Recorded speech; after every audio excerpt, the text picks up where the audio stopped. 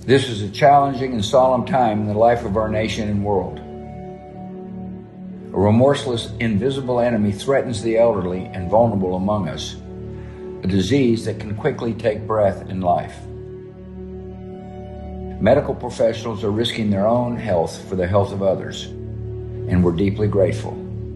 Officials at every level are setting out the requirements of public health that protect us all, and we all need to do our part.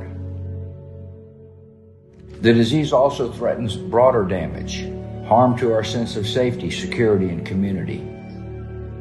The larger challenge we share is to confront an outbreak of fear and loneliness, and it is frustrating that many of the normal tools of compassion, a hug, a touch, can bring the opposite of the good we intend.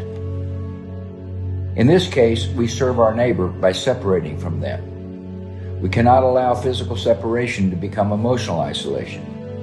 This requires us to be not only compassionate, but creative in our outreach.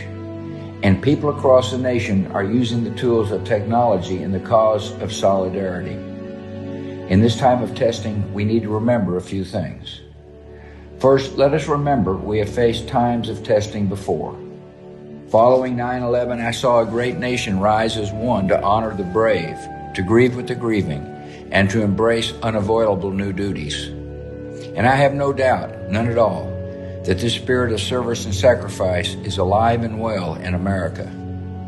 Second, let us remember that empathy and simple kindness are essential, powerful tools of national recovery. Even at an appropriate social distance, we can find ways to be present in the lives of others, to ease their anxiety and share their burdens. Third, let's remember that the suffering we experience as a nation does not fall evenly. In the days to come, it will be especially important to care in practical ways for the elderly, the ill, and the unemployed. Finally, let us remember how small our differences are in the face of this shared threat. In the final analysis, we are not partisan combatants. We are human beings, equally vulnerable and equally wonderful in the sight of God. We rise or fall together, and we are determined to rise. God bless you all.